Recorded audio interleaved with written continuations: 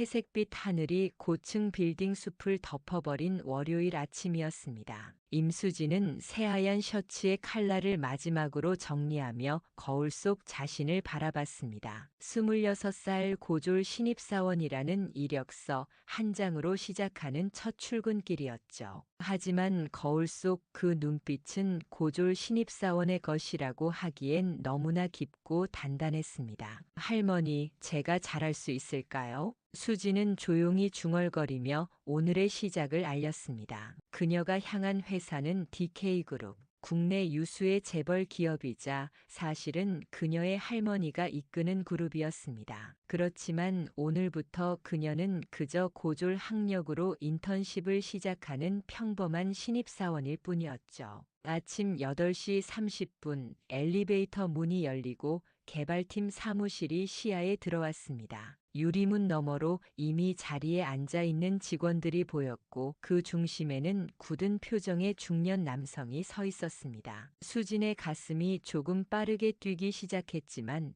그녀는 침착하게 숨을 고르며 사무실로 발걸음을 옮겼습니다. 안녕하세요. 오늘부터 개발팀에서 인턴으로 일하게 된 임수진입니다. 수진의 인사에 사무실이 잠시 조용해졌습니다. 10명 남짓한 팀원들이 일제히 고개를 들었고 그 중심에 서 있던 남자가 천천히 그녀를 향해 걸어왔습니다. 박태식 부장이요. 자네가 그 고졸 인턴이군. 첫 마디부터 고졸이라는 단어를 강조하는 그의 목소리에서 날이 서 있음이 느껴졌습니다. 수지는 눈을 내리깔지 않고 그대로 박태식의 눈을 마주봤습니다. 박태식은 그런 그녀의 태도가 마음에 들지 않는 듯 미간을 찌푸렸죠. SKY 출신들만 모인 이 팀의 고졸이라. 누가 추천했는지 모르겠지만 여긴 대충 일하는 곳이 아니야. 알겠나? 네, 열심히 하겠습니다. 수진의 차분한 대답에 박태식은 코웃음을 치며 자리로 돌아갔습니다. 그 뒤로 팀원들의 작은 수군거림이 이어졌지만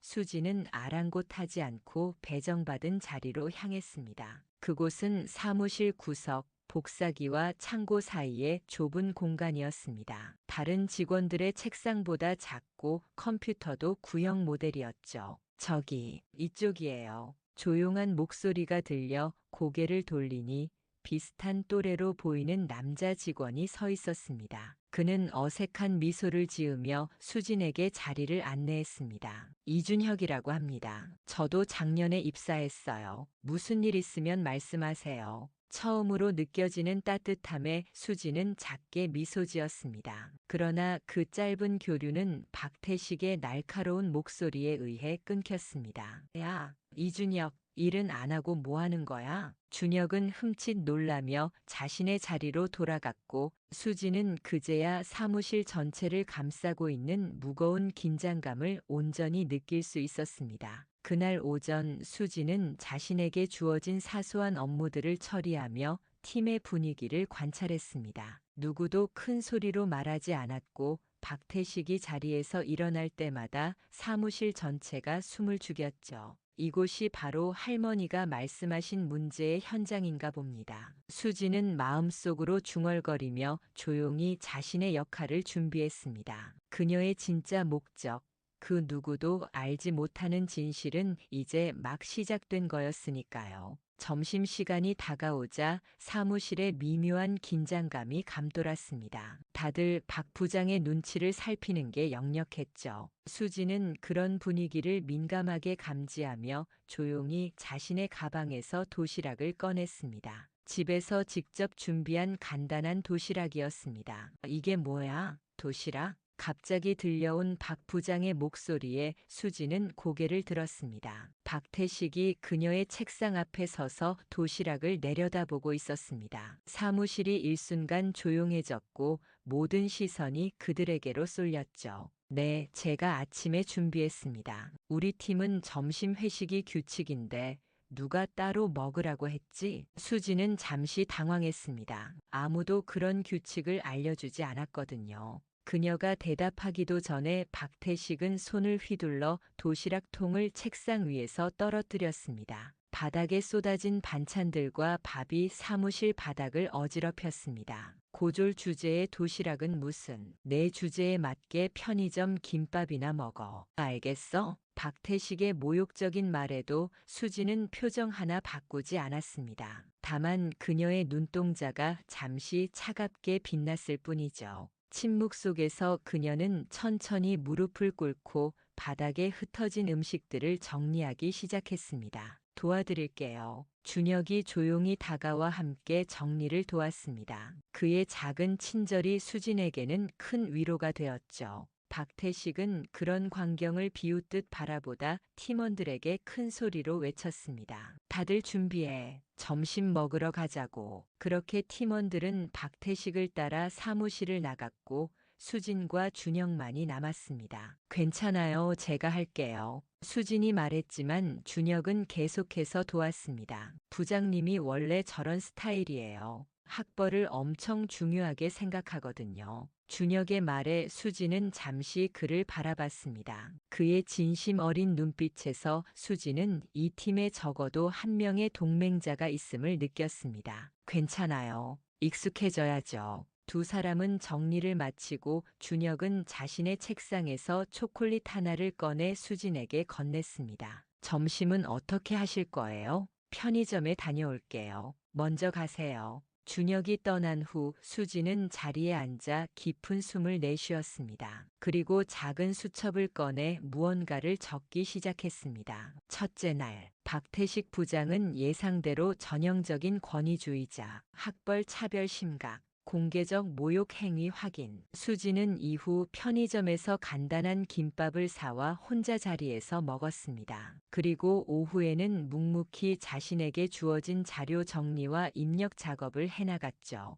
겉으로는 위축된 신입사원처럼 보였지만 그녀의 눈은 팀의 모든 것을 세심하게 관찰하고 있었습니다. 일주일이 그렇게 흘렀습니다. 박태식의 괴롭힘은 매일 다른 형태로 이어졌습니다. 불필요하게 늦게까지 남기게 하거나 간단한 실수조차 모든 팀원 앞에서 질책하는 등 다양한 방법으로 수진을 궁지에 몰았죠. 하지만 수진은 그 모든 상황을 묵묵히 견디며 꼼꼼히 기록했습니다. 임수진 씨, 이거 지금 확인해 보세요. 어느 날 과장인 유미나가 수진의 책상으로 다가왔습니다. 그녀는 박 부장의 오른팔 같은 존재였죠. 수진이 파일을 열어보니 앞으로 진행될 신제품 평가 프로젝트 계획서였습니다. 이거 내일 아침까지 검토해서 의견 정리해 오세요. 특별히 기회를 주는 거니까 감사히 여기세요. 유미나의 말투에는 비아냥거림이 섞여 있었지만 수지는 담담하게 받아들였습니다. 그리고 그날 밤 수지는 평가 프로젝트 계획서를 꼼꼼히 검토하며 자신만의 제안서를 준비했습니다. 이것이 그녀에게 첫 기회가 될 거라고, 그리고 동시에 더 큰 시험이 될 거라고 직감했기 때문입니다. 다음 날 아침 회의실에 모인 개발팀은 긴장감으로 가득 차 있었습니다. 수지는 자신이 밤새 준비한 제안서를 조용히 펼쳤습니다. 박태식은 팀원들 앞에서 오늘의 회의 주제를 설명하기 시작했습니다. 다들 알다시피 본사에서 신제품 평가 프로젝트를 우리 팀에 맡겼어. 중요한 프로젝트인 만큼 완벽하게 준비해야 할 거야. 박태식의 설명이 이어지는 동안 수지는 자신의 차례를 기다렸습니다. 회의는 차례대로 진행되었고 마침내 유미나가 수진을 향해 고개를 돌렸습니다. 임수진 씨, 어제 검토 부탁한 자료는 확인했나요? 모든 시선이 일제히 수진에게 쏠렸습니다. 아마도 대부분은 그녀가 제대로 준비하지 못했을 거라 예상했을 테죠. 하지만 수진은 침착하게 자리에서 일어나 준비해온 제안서를 나눠주었습니다. 네, 검토했습니다. 그리고 몇 가지 제안을 준비했습니다. 수진의 제안은 놀라울 정도로 체계적이고 혁신적이었습니다. 제품 평가 방식을 기존의 정량적 방법에서 벗어나 사용자 경험을 중심으로 재구성한 것이었죠. 또한 실시간 피드백 시스템을 도입해 평가의 정확도를 높이는 방법을 제시했습니다. 이건 꽤 괜찮은데요. 준혁이 먼저 입을 열었고 다른 팀원들도 수긍하는 표정이었습니다. 하지만 박태식의 표정은 점점 어두워졌습니다. 그는 예상치 못한 상황에 당황한 듯 했죠. 꽤 읽었네. 하지만 현실성이 떨어지는 제안이야. 너무 이상적으로 접근했어. 박태식은 수진의 제안을 일축하려 했지만 이미 팀원들 사이에서는 수진의 아이디어가 좋다는 의견이 번져나가고 있었습니다. 특히 기술적 부분에 대한 그녀의 이해도가 놀라웠던 거죠. 회의가 끝난 후 수진은 자신의 자리로 돌아오는 길에 복도에서 박태식과 유미나가 대화하는 것을 우연히 듣게 되었습니다. 저 신입 생각보다 머리가 좋네요. 어떻게 할까요? 걱정 마. 좋은 아이디어는 취하고 결국 내 이름으로 올라갈 테니까. 고졸 주제에 너무 나서면 가르쳐 줘야지. 수지는 그들의 대화를 듣고 담담히 자리로 돌아왔습니다. 예상했던 일이었습니다. 그녀는 자신의 수첩에 또 다른 메모를 남겼죠. 셋째 주, 아이디어 도용 시도 확인. 부장이 자신의 공으로 둔갑시킬 계획. 그로부터 며칠 뒤 수진이 제안한 평가 시스템은 박태식의 이름으로 임원회의에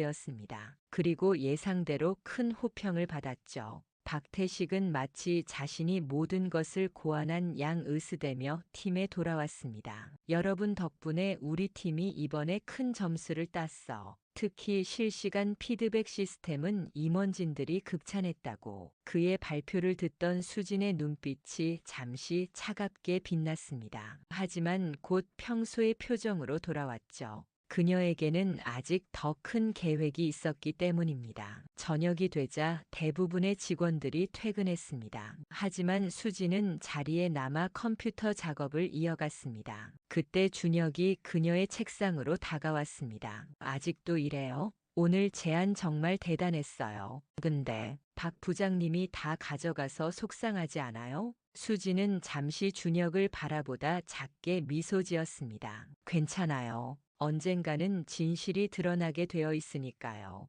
그녀의 말에 준혁은 고개를 갸웃거렸지만 더 묻지는 않았습니다. 대신 그는 자신의 책상에서 작은 쪽지를 가져와 수진에게 건넸습니다. 이거 제가 찾은 자료인데 혹시 다음 평가에 도움이 될까 해서요. 수진은 감사히 그 자료를 받았습니다. 그리고 준혁이 퇴근한 후 그녀는 조용히 자신의 휴대폰을 꺼내 메시지를 보냈습니다. 할머니, 지금 상황 보고 드립니다. 예상대로 진행 중입니다. 날이 갈수록 박태식의 태도는 더욱 노골적으로 변해갔습니다. 수진의 기획안이 임원진에게 호평을 받은 후 그는 마치 그 공을 인정받은 듯 더욱 거만해졌죠. 하지만 동시에 수진에 대한 견제도 심해졌습니다. 그녀의 업무량은 2배로 늘었고 사소한 실수에도 공개적인 질책이 이어졌습니다. 어느 월요일 아침 수진은 주말 내내 준비한 후속 기획안을 들고 출근했습니다. 이번에는 사용자 피드백을 실시간으로 분석하는 알고리즘에 관한 내용이었죠. 그녀는 이 기획안을 유미나에게 전달하려 했지만 예상치 못한 상황이 벌어졌습니다. 임수진 씨, 잠깐 나 좀 봐요. 박태식의 부름에 수지는 그의 사무실로 들어갔습니다. 그의 표정은 평소보다 더 딱딱해 보였죠. 자네, 요즘 분수에 넘치는 행동이 많아 보이는데 무슨 말씀이신지. 윗선에서 내 기획안이 좋다고 하니까 자신도 뭔가 할 수 있다고 생각하나 본데 착각하지 마. 고졸이 이 회사에서 할 수 있는 일은 한계가 있어. 박태식의 말에 수진의 눈빛이 흔들렸습니다. 그것은 분노가 아닌 연민에 가까웠죠. 그녀는 그런 편견 속에 사로잡힌 사람들을 이해할 수 없었습니다. 그리고 내가 봤을 때 자네 같은 사람은 이미 한계에 도달한 것 같아. 회사 생활이 맞지 않다면 일찍 그만두는 게 서로에게 좋을 거야. 결국 그가 하고 싶었던 말은 그것이었습니다. 퇴사 권고. 수지는 잠시 침묵했고 박태식은 그것을 약점으로 받아들인 듯 했습니다. 고민해 보겠습니다. 수진의 짧은 대답에 박태식은 코웃음을 쳤습니다. 수지는 사무실을 나오며 가슴 속에서 끓어오르는 감정을 억눌렀습니다. 그리고 마주친 준혁의 걱정스러운 시선에 작게 미소 지었죠. 괜찮아요. 걱정하지 마세요. 그날 저녁 수지는 평소보다 늦게까지 사무실에 남았습니다. 모두가 퇴근한 조용한 사무실에서 그녀는 자신의 모든 자료를 정리하고 지난 몇 주간의 기록을 점검했습니다. 그리고 중요한 결정을 내렸죠. 다음 날 아침 수지는 평소와 다른 옷차림으로 출근했습니다. 단정한 정장에 그녀의 표정은 더욱 결연해 보였습니다. 사무실에 들어서자 몇몇 직원들이 의아한 시선을 보냈습니다. 오, 드디어 퇴사하나 보네. 유미나의 작은 소리가 들렸지만 수지는 아랑곳하지 않고 자신의 자리로 향했습니다. 그리고 잠시 후 전체 사무실에 메일이 하나 도착했습니다. 제목은 단순했습니다. 공지개발팀 평가 프로젝트 관련 중간 보고회 마이너스 오후 3시 대회의실. 평소와 다른 공지의 사무실이 술렁였고 박태식은 즉시 유미나를 불러 상황을 파악하려 했습니다. 하지만 그 누구도 정확한 정보를 가지고 있지 않았죠. 오후 3시가 다가올수록 개발팀의 긴장감은 고조되었습니다. 박태식은 불안한 듯 계속해서 시계를 확인했고 유미나는 정보를 알아내기 위해 이리저리 전화를 걸었습니다. 하지만 뜻밖의 소식은 다른 곳에서 들려왔죠. 회장님이 오신대. 누군가의 속삭임에 사무실 전체가 얼어붙었습니다. DK그룹의 회장인 최정숙이 직접 방문한다는 소식은 충격적이었습니다. 그녀는 좀처럼 일선에 나서지 않는 인물이었기 때문이죠. 뭐? 회장님이? 왜? 당황한 박태식은 급하게 자신의 외모를 정돈하고 자료를 챙겼습니다. 그리고 마침내 오후 3시 모든 개발팀 직원들이 대회의실에 모였습니다. 그러나 그들이 마주한 것은 예상치 못한 상황이었습니다. 회의실 상석에는 최정숙 회장이 앉아 있었고 그 옆자리는 비어 있었습니다. 그리고 문이 열리고 들어온 사람은 다름 아닌 정장 차림의 임수진이었습니다. 대회의실은 침묵에 휩싸였습니다. 모든 시선이 정장 차림의 수진에게 향했고 그녀는 흔들림 없는 발걸음으로 회장 옆 자리로 향했습니다. 박태식의 얼굴이 창백하게 변했습니다. 무슨 일이 벌어지고 있는 건지 아무도 이해하지 못했죠. 여러분, 오늘 특별한 회의를 소집한 이유는 우리 회사의 미래와 직결된 중요한 사안 때문입니다. 최정숙 회장의 낮고 단단한 목소리가 회의실을 채웠습니다. 그녀의 눈빛은 날카로웠지만 목소리에는 이상하게 평온함이 있었습니다. 먼저 여러분께 소개할 사람이 있습니다. 최 회장이 수진을 바라보았고 수진은 천천히 일어나 참석자들을 향해 고개를 숙였습니다. 안녕하세요. 임수진입니다. 제가 지난 한 달간 고졸 신입사원으로 여러분과 함께 일했습니다만 오늘은 다른 신분으로 이 자리에 섰습니다. 수진의 목소리는 어느 때보다 또렷했습니다. 그녀의 눈빛은 더 이상 위축된 신입사원의 것이 아니었죠. 저는 DK그룹 윤리감사단의 실무감독관이자 최정숙 회장님의 손녀입니다. 순간 회의실이 술렁였습니다. 가장 크게 동요한 사람은 당연히 박태식이었습니다. 그의 얼굴이 핏기 하나 없이 하얗게 변했고 손에 쥐고 있던 펜이 바닥에 떨어졌습니다. 저희 회사는 오랫동안 실력 위주의 인재 등용을 표방해 왔습니다. 하지만 최근 몇 년간 학벌과 인맥을 중심으로 한 불공정한 문화가 자리 잡고 있다는 제보가 있었습니다. 최 회장이 이어서 말했습니다. 그녀의 시선이 박태식에게 꽂혔지만 그는 고개를 들지 못했습니다. 그래서 우리는 실제 현장의 상황을 직접 파악하기로 했습니다. 그것이 바로 임수진 감독관이 고졸 신입사원으로 위장에 들어온 이유입니다. 최 회장은 이어서 설명했습니다. 그녀의 목소리는 단호했지만 어딘가 슬픔이 묻어 있었습니다. 수진은 국내 최고 대학에서 경영학을 전공했고 해외 유학 제의도 있었습니다. 하지만 그 대신 현장 경험을 쌓기 위해 이렇게 직접 일선에 뛰어들었습니다. 회의실의 침묵이 깊어졌습니다. 수지는 잠시 모든 팀원들의 얼굴을 하나씩 바라봤습니다. 준혁은 놀란 눈으로 그녀를 쳐다보고 있었고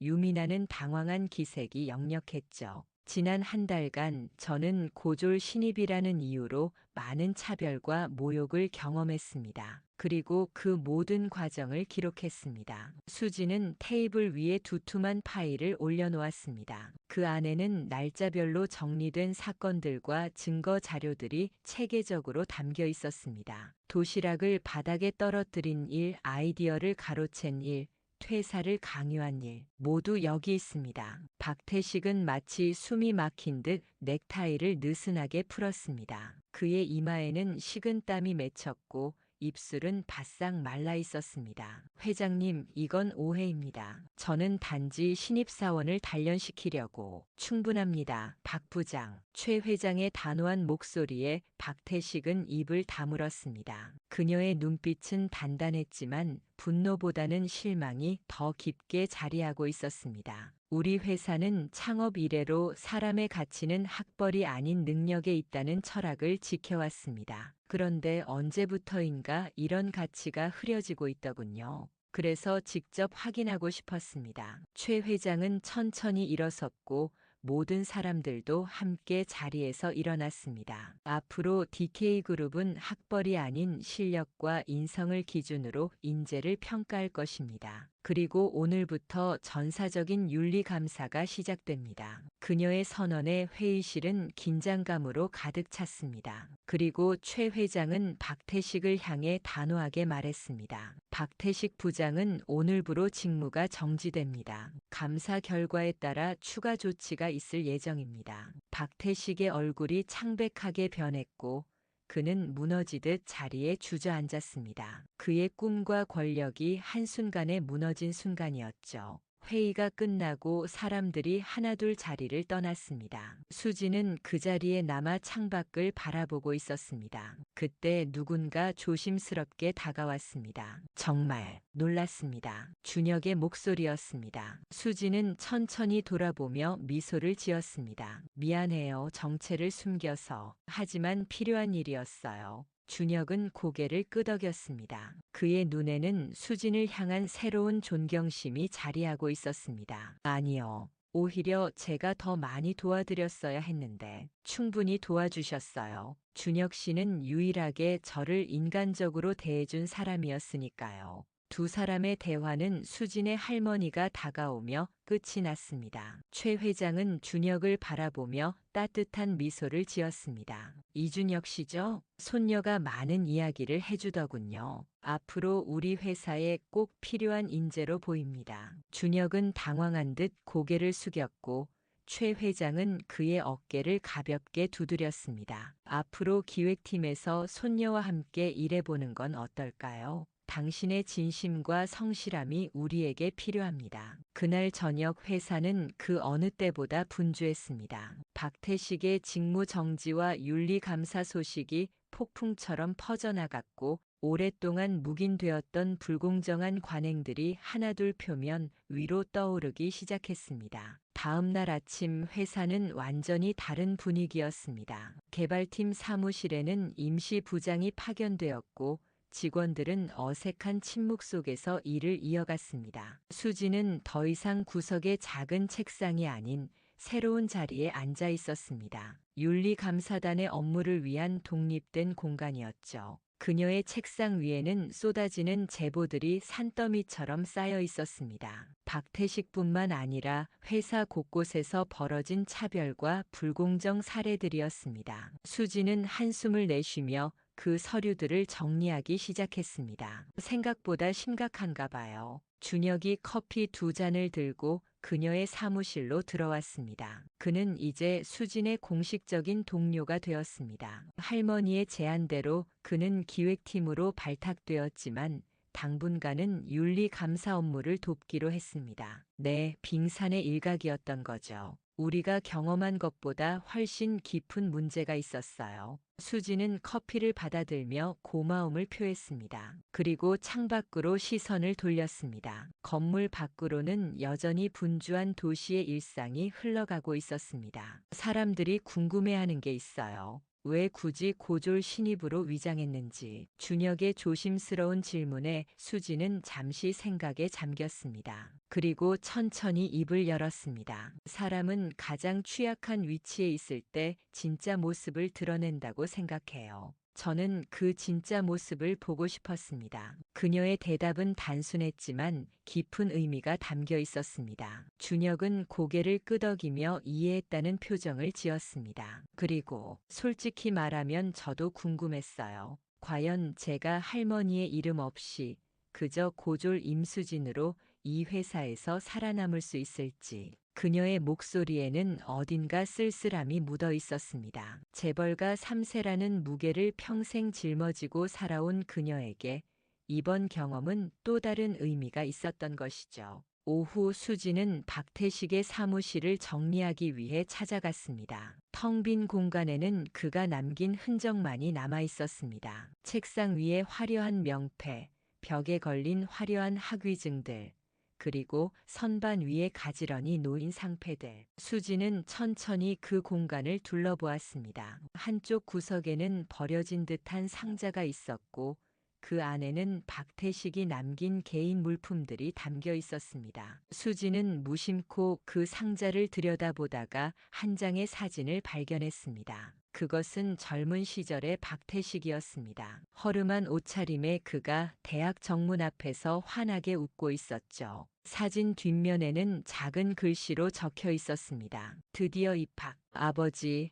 어머니, 이제 다시는 가난하지 않을 거예요. 수지는 잠시 그 사진을 바라보며 생각에 잠겼습니다. 박태식의 오만함과 차별 뒤에 숨겨진 상처와 두려움이 보이는 듯 했습니다. 그것이 그의 행동을 정당화할 수는 없지만 어쩌면 그를 조금 더 이해할 수 있게 해주었죠. 수진 씨, 문득 들려온 목소리에 수지는 고개를 들었습니다. 유미나가 문간에 서 있었습니다. 그녀의 표정은 복잡해 보였습니다. 들어와도 될까요? 수지는 고개를 끄덕였고 유미나는 조심스럽게 사무실로 들어왔습니다. 그녀는 잠시 말을 고르는 듯 했습니다. 저 사과하고 싶어요. 저도 박 부장의 행동에 동조했으니까요. 수지는 유미나를 바라보았습니다. 그녀의 눈에는 진심이 담겨 있었습니다. 솔직히 말하면 저도 처음부터 그런 행동들이 옳지 않다고 생각했어요. 하지만 제 자리를 지키기 위해 침묵했죠.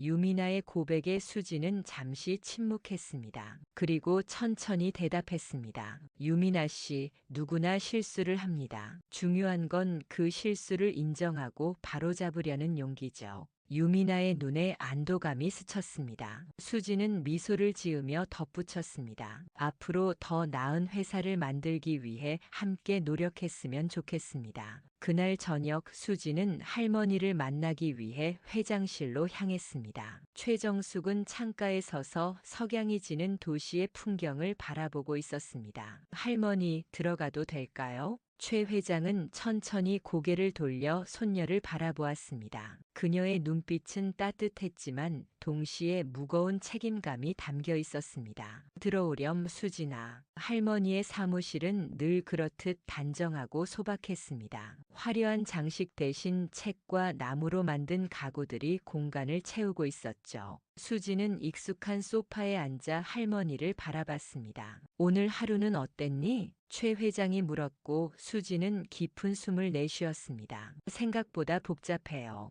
박태식 같은 사람이 더 많았던 거죠. 할머니는 고개를 끄덕였습니다. 그녀의 눈빛에는 오랜 세월의 지혜가 담겨 있었습니다. 사람은 변하기 마련이야. 우리 회사도 마찬가지였단다. 처음에는 모두가 열정과 꿈을 가지고 시작했지만 어느 순간부터 권력과 지위에 눈이 멀기 시작했지. 최 회장은 천천히 창가로 걸어가 도시의 불빛을 바라봤습니다. 그리고 이어서 말했습니다. 내 할아버지와 내가 이 회사를 시작했을 때는 단 한 가지 원칙이 있었어. 사람을 사람으로 대하자. 그게 전부였단다. 그녀의 목소리에는 향수와 결의가 섞여 있었습니다. 수지는 조용히 그 말을 새겨들었습니다. 할머니께서 제게 이 임무를 맡기신 진짜 이유가 궁금했어요. 수진의 질문에 최 회장은 살짝 미소 지었습니다. 너는 내 피를 이어받은 손녀이기 전에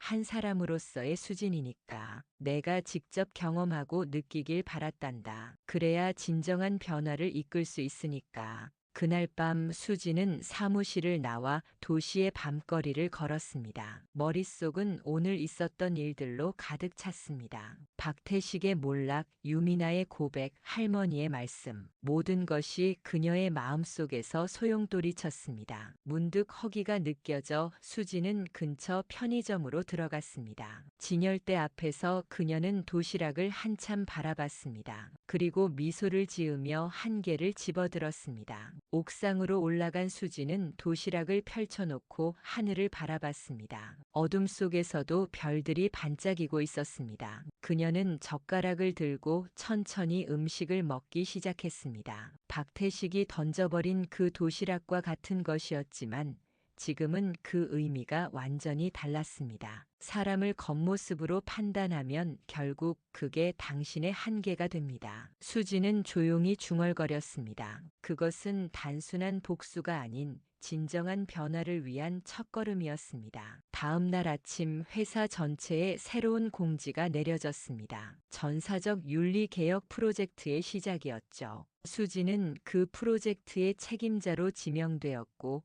준혁과 유미나를 포함한 다양한 부서의 인원들이 팀원으로 합류했습니다. 우리의 첫 번째 과제는 채용 시스템 개편입니다. 수지는 새로운 팀의 첫 회의에서 발표했습니다. 그녀의 목소리는 확신에 차 있었습니다. 더 이상 학벌이나 스펙만으로 사람을 평가하지 않을 거예요. 진짜 능력과 인성을 볼 수 있는 시스템을 만들어야 합니다. 팀원들은 진지하게 그녀의 말을 경청했습니다. 유미나가 조심스럽게 손을 들었습니다. 하지만 그런 시스템을 만드는 건 쉽지 않을 거예요. 많은 저항이 있을 테고. 맞아요. 하지만 우리가 먼저 변화해야 합니다. 수진의 단호한 대답에 준혁이 미소 지었습니다. 저는 수진 씨를 믿습니다. 우리 함께 해봐요. 그렇게 DK그룹의 새로운 변화가 시작되었습니다. 물론 쉽지 않은 과정이었습니다. 오랜 관행을 바꾸는 일은 결코 간단하지 않았으니까요. 하지만 수진과 그녀의 팀은 포기하지 않고 한 걸음씩 나아갔습니다. 한 달 후 회사는 서서히 변화하기 시작했습니다. 학벌이 아닌 능력 중심의 채용 시스템이 도입되었고